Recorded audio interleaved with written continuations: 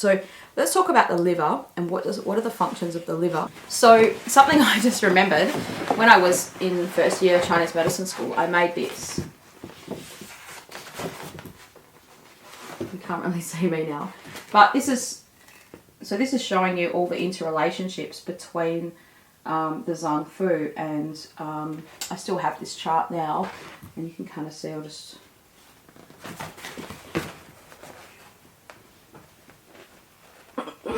do it like that. Yeah, there you go.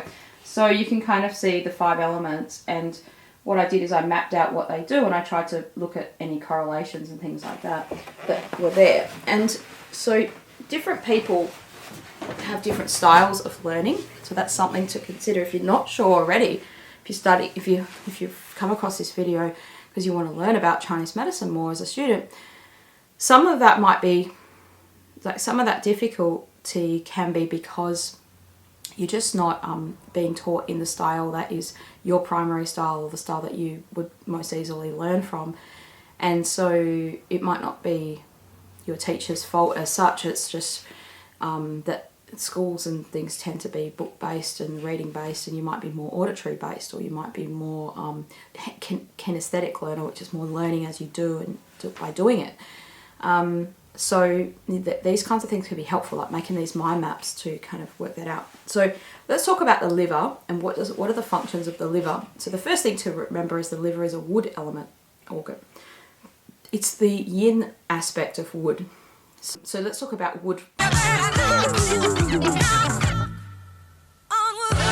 we get started on the functions of the liver itself. So wood is relating to springtime, doing new things, moving.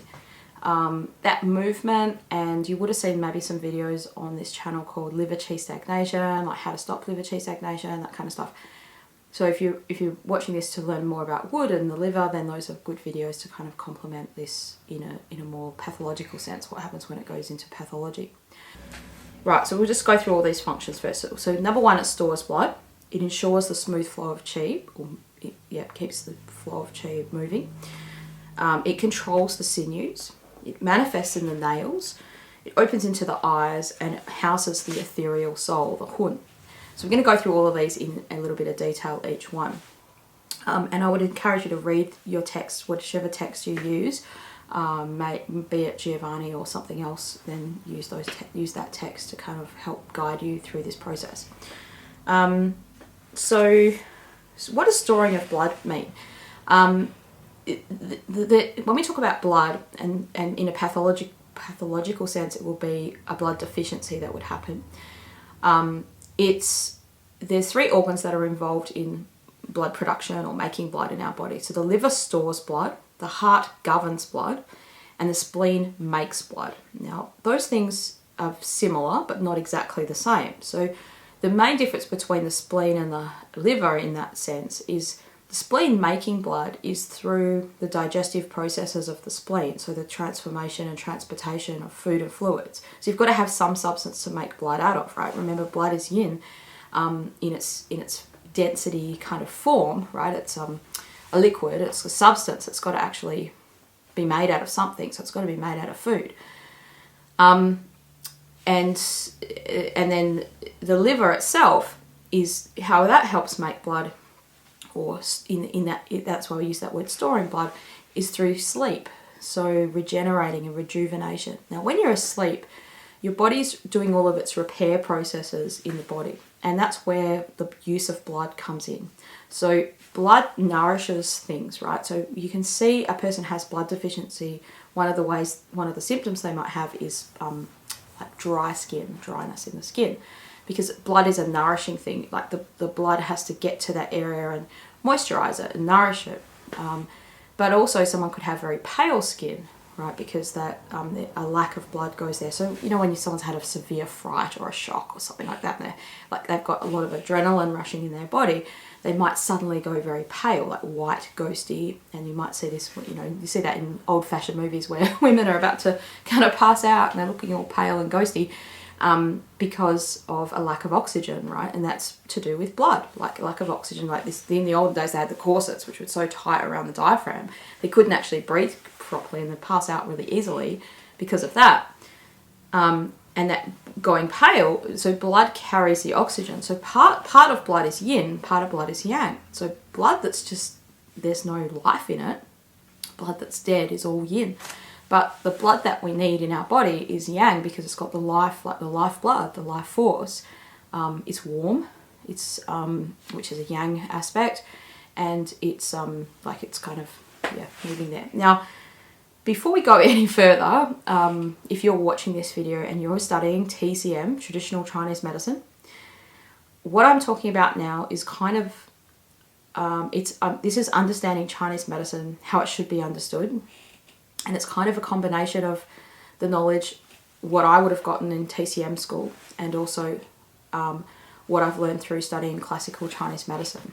And so when I studied in TCM school, they would have said, well, blood's yin and chi's yang, and that's what you were taught. Blood's yin and chi's yang. Okay, fair enough. But we know from a Chinese medicine fundamental perspective, nothing is either or, right? Nothing, you can't have something that's pure just only yang and something that's purely only yin in a physiological sense in our body. There has to be, like, the yin yang, the Tai Chi symbols has that, each has the seed of each other, they're intertransformational, that kind of stuff. So there is a yang aspect to blood as well. That's just not really talked about much in TCM school. But that is something that's more talked about in a classical Chinese medicine thing. So I'm making these videos to help students understand, but I don't want to confuse you more by that. So you might go back to you say to your teacher, well, blood's yin and chi's yang, but both have a yin and a yang aspect to them as well. And in a classical Chinese medicine sense, we would think of blood as more yang, as especially the blood you need in your body, the warm blood, and so there's some things, again, I think I mentioned this at the start of the series, where there's lots of styles of Chinese medicine, and so that is the style that I'm teaching now. It's kind of a mixture of both in a way. Like, I'm trying to help you understand what you should have learned in first year, or you will be learning, or you are learning in first year Chinese medicine school, but also understanding that, like, the reason why I changed to classical Chinese medicine is because it just makes more sense. When I learned it, when I started doing it, I think I started about 3 or 4 years ago, maybe it was 2016. Yes, I think I started this course in like 2016. It was like it's like a 3-year process to do it all. I remember thinking, shit, I wish I'd learned this at first year's Chinese medicine school. Would have made more sense. And like, some of it was what I thought I was learning, but I wasn't learning it like that. Anyway, so the liver stores blood. What does that mean? It means that aspect relates to the rejuvenation of our body at night time. So it's very much related to sleep, and that's why when you see patterns of liver, so if you're learning Chinese medicine now, you'll do foundations, and then you do pathology in Chinese medicine. You start learning about liver blood deficiency, and that's why it's got a big relationship to sleep. So if someone has insomnia, certain types of bad sleep leads to blood deficiency, because your body can't rejuvenate, it can't store. So there's this saying in Chinese medicine, like when the person lies horizontal, the blood returns to the liver. So when you're sitting, the body's like semi-active, let's say. So you have blood flow in your limbs, you have blood flow definitely to your head. If you're doing a lot of stuff, you've got blood flow there, right? More blood flow goes to your limbs should I need to run away, or should I stand up. I have more blood flow in my limbs. But when I lie down, it's like more blood flow can come back to the organs, which is hence why if you're a person that travels a lot, let's say, that's a good example. Like, you're sleeping on planes, and you can never get a great sleep on a plane because you can't lie down flat. And so it's very hard, your body just can't rejuvenate itself as well as it would had you just simply been lying down. Power naps and stuff are useful to have in the day, but it's much more beneficial if you can lie down flat, rather than just slumping over, or slumping over like that, or sleeping in a chair or something like that. So that's the aspect of storing of blood. That's what the liver does. The second aspect of storing of blood is it regulates the menstrual cycle. Now, part of the wood aspect of our body, which is more the chi or the gallbladder aspect, is that regulation of cycles in general. And in TCM, they kind of put this aspect to like as a function of the liver, the regulation of qi, or I read that before, the Giovanni ensures the smooth flow of qi. So that movement, right, so that spreading outward movement, every organ has a direction of movement, or a flow of how, direction of how it's flowing. And the wood direction is in this 4 ways kind of spreading. And that's a much more of a qi aspect or a yang aspect of wood than a yin aspect of wood. So purely like the liver is a yin organ, so it's more relates to blood, 6 divisions aspect. It's the Jui Yin aspect of our body. So if you've come across that, like you've done some, maybe you've started doing some Shanghanlun, or you've looked at that 6 divisions. But that's where the wood, the wood is the qi aspect of wood is Xiao Yang, and the blood aspect or the yin aspect of wood is Jui Yin. So what does the cycle, like we go back to the menstrual cycle, regulating the cycle, one is you need qi, like that regular flow of qi to do that. So if you get liver qi stagnation, you get a blockage of qi, you get a late cycle, or you could have like painful periods or lots of blood clots. So you could start out with qi stagnation, then that leads to blood stasis, blood stagnation. But the blood aspect of the storing of blood, the yin aspect of that, and the menstrual cycle relates to actually having enough blood to make a period.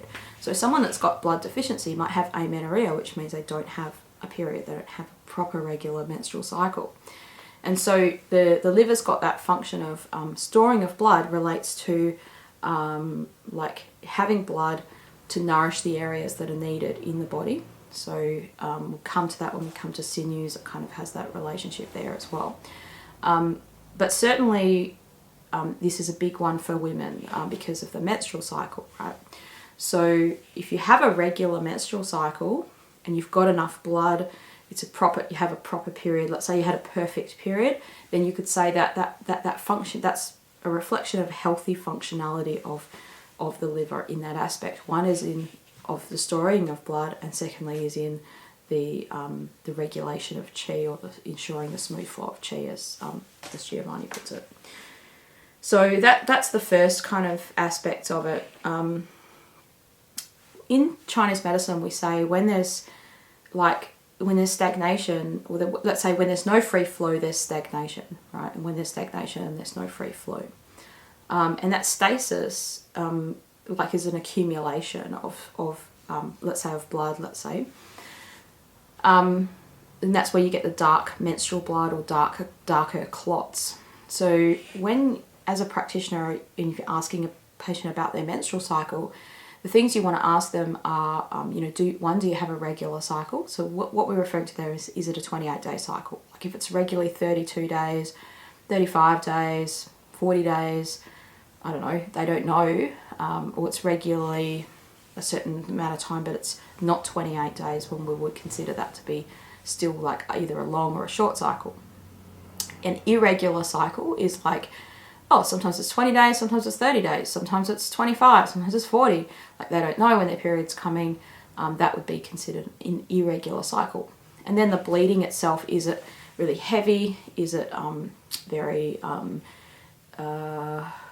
light? Those kinds of things. Now you'll understand, you'll learn more about this when you study like gynecology and Chinese medicine, and how to ask those questions. And it can be hard, especially if you're a man and you're not sure, you're not familiar with this stuff. Just like I found it super hard when I first started practicing or learning about it, to ask about erectile dysfunction and stuff like that, because you don't have to have the parts to understand how they work. But it is harder, I think, in different sexes. It's just something to acknowledge, and especially being a first year, second year student, you've got a lot of time, and that's why Chinese medicine takes a long time to learn, so that you get familiar with it, and then it won't be awkward for you to kind of ask those questions, and you'll be sort of good at understanding, and not so much that you have to know all the details, but you'll know what it means. What does it mean? So any question that you ask a patient, you should know whether they answer you yes or no, or if you say, well, how's your period? And they say, well, it's late. and it's heavy and it's painful and there's lots of clots in it. Well, what does that mean? Like, there's no point asking a question that you don't know the answer, what the answer means. So that's the first one, is the storing of blood, right? So that's got to do with your sleep, and for females, their menstrual period. So why do women get more easily blood deficient than men? Well, because they have a menstrual cycle, there's more of a chance for you to lose more blood. And how do you get blood deficient? Well, one could be because you don't have good sleep. Another way could be because you don't have a good diet. Like there's lots of diet issues that could happen there. And I've also got another video on that, what is blood deficiency, that kind of explains a little bit about it, but not all of it. And then the other way for women is through the cycle. Like, they could have very heavy periods, or like a lot of bleeding, or bleeding between the periods. I've had some patients where they basically would bleed for 3 weeks, or a period that doesn't stop, that kind of stuff. Like, so abnormal uterine bleeding, that's called. So that is the liver storing blood. I'm just going to look through this book and see if there's anything else.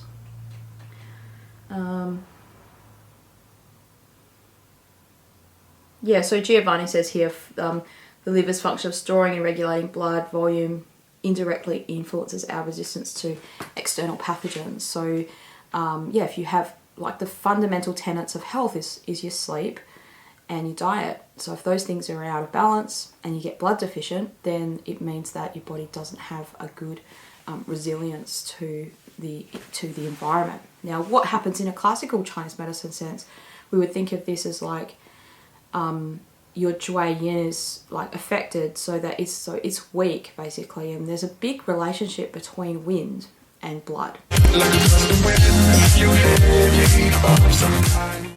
So having enough blood, or good quality blood, makes our body like more strong, more resilient to wind. So people who are blood deficient tend to dislike the wind. They don't feel happy in the wind, right? So if you blast them with a nice big fan, they're not going to feel comfortable like that. Or they go out on a boat and they'll be like, oh, let me inside, I don't like the wind. That's more likely to be a blood deficient person than yeah, if someone's got stronger blood, they tend to not be as bothered by the wind. And the external environment is the first thing in Chinese medicine we think is like causing us to get sick, as in terms of cold and flu. So that's another video of how that happens. But it's an inability of our body to cope with the environment. So what we're getting at is people that are blood deficient have a less ability to cope with the wind, particularly wind, and they don't like that. And so that relates to in a TCM Zang Fu sense. That's the relationship between liver blood and lung qi. So that's where Giovanni's sort of saying here is saying there's other important factors involved in determining the resistance to exterior pathogenic factors, notably the strength of defensive and lung qi. However, it is necessary not to overlook the importance of the liver function in this aspect. So a patient comes in with like what you would consider lung qi deficiency, like they'll say, oh, I just get sick at the drop of a hat, like just keep getting sick all the time. Rather than, as a herbalist, just going, well, we got to strengthen that lung qi and give them like Yu Ping Feng San or something like that, and like strengthen that resistance. Well, why is that lung qi weak?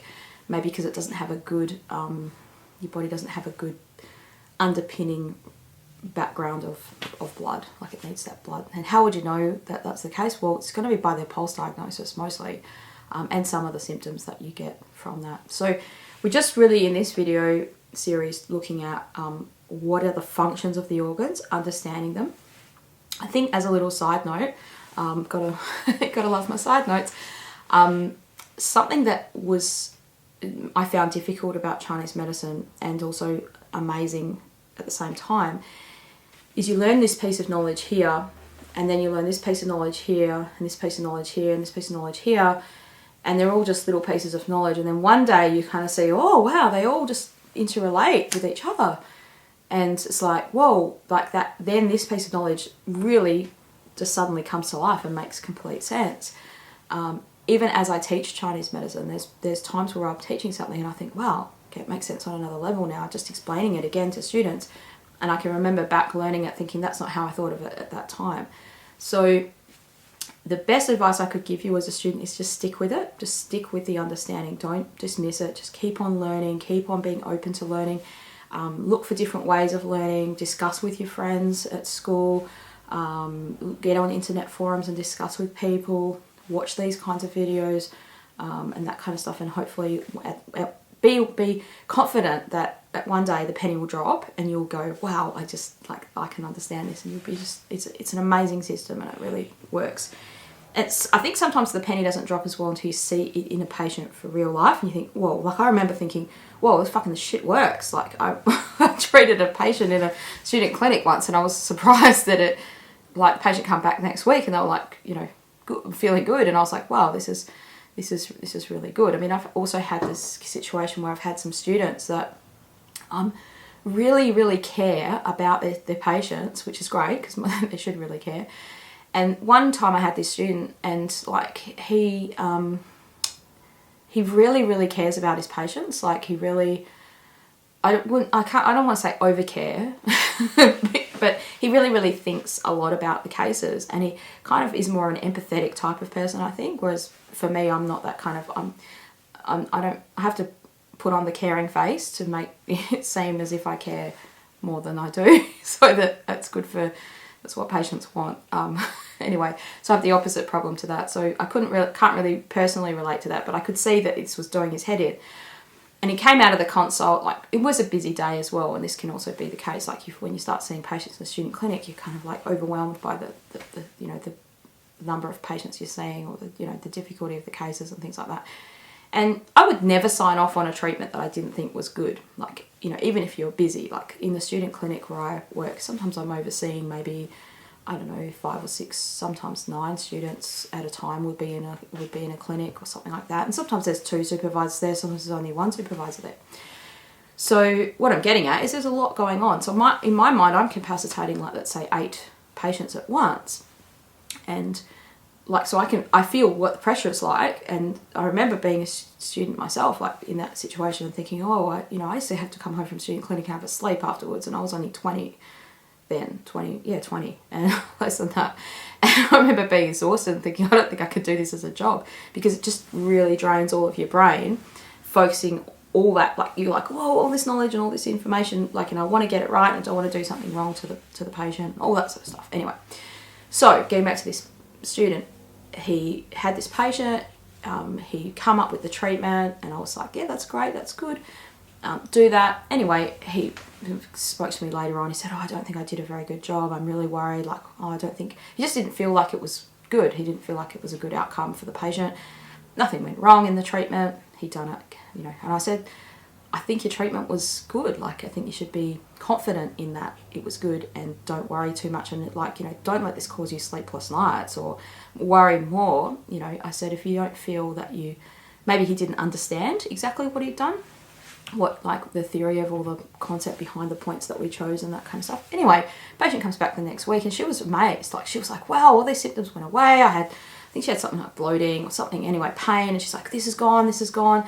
And she was very, very happy. And he was kind of amazed that it worked. And I remember that feeling when I first started practicing as well. And I was like, whoa, this shit works.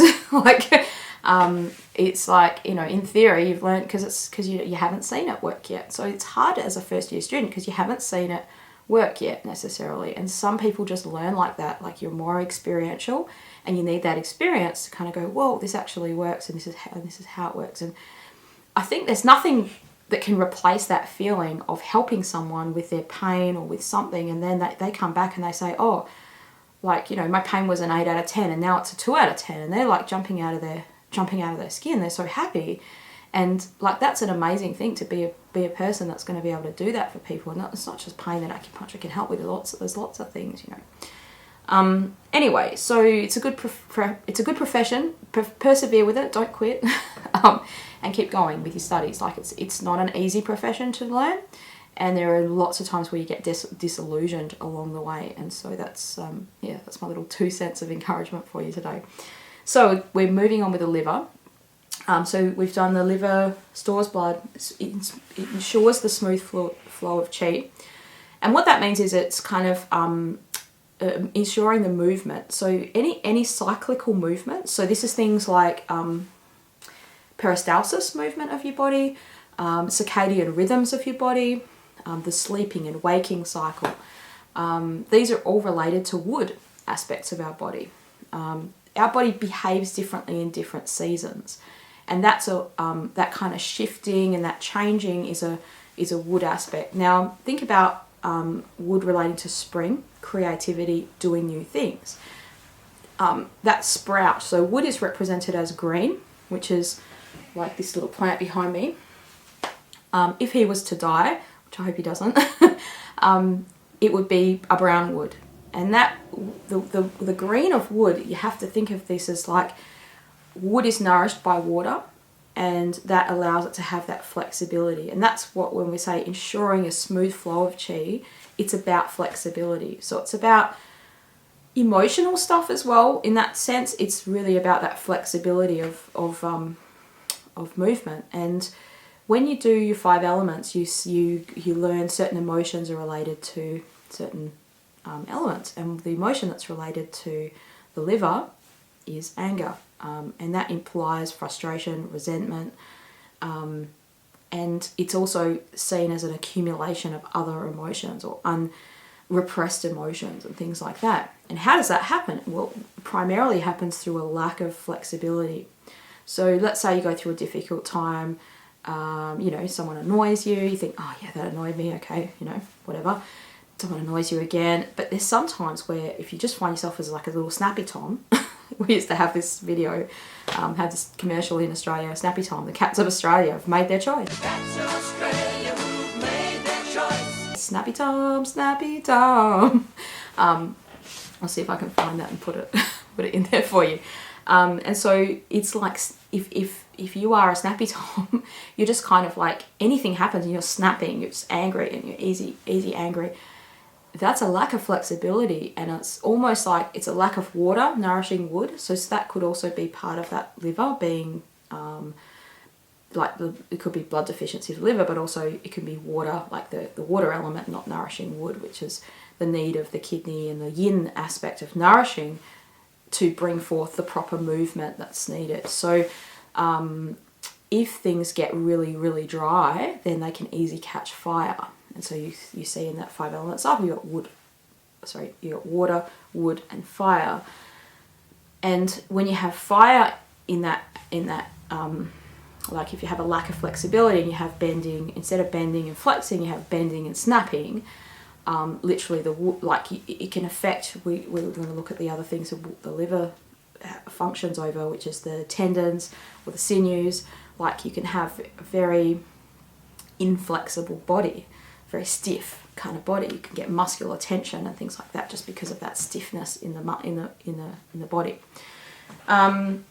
So in a classical Chinese medicine sense, actually this function is a gallbladder function, not really a liver function. Now, if you're studying Chinese medicine, you're studying TCM, you put this on your paper, you're probably going to get, if you said the gallbladder controls a smooth flow of qi, they're going to say wrong. But this channel's about what's true, not what's going to pass the test. And it's not that it's wrong, it's just how TCM is.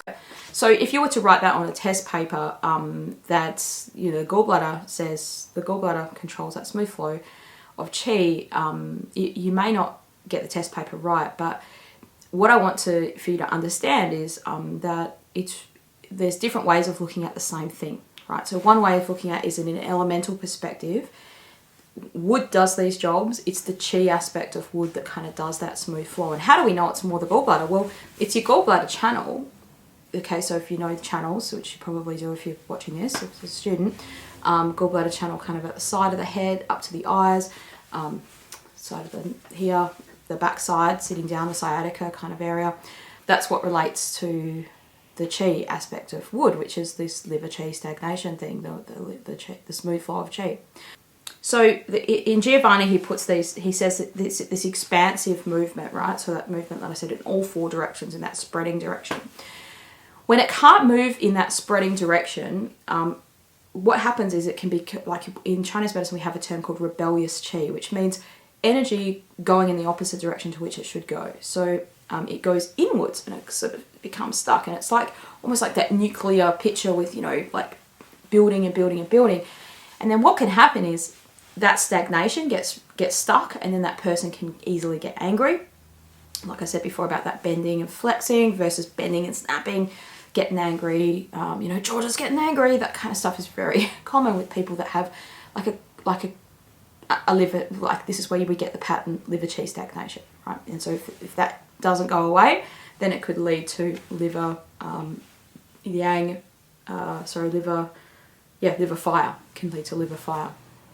And things like liver yang rising, which is, you know, even more like a deficiency of yang kind of floating up to the head and things like that. He said, Giovanni in the text says it relates to the emotional state. This is your liver qi. It relates to the digestion. It relates to the secretion of bile. So this is the wood and earth relationship, right? So you need energy moving smoothly to be able to do the job of digestion. So that's where I said at the start, it's relating to cycles and cyclical movements. Well, peristalsis is this squeezing of the gut all the way through. And so the liver qi is relating to, is responsible for that. It's kind of relating to that. So that whether you want to think of it as liver qi or wood element, the qi of wood, right? So it has this function of ensuring the smooth flow, and that relates to our emotions big time. And that's what I said about the liver fire, the angriness, the frustration, resentment.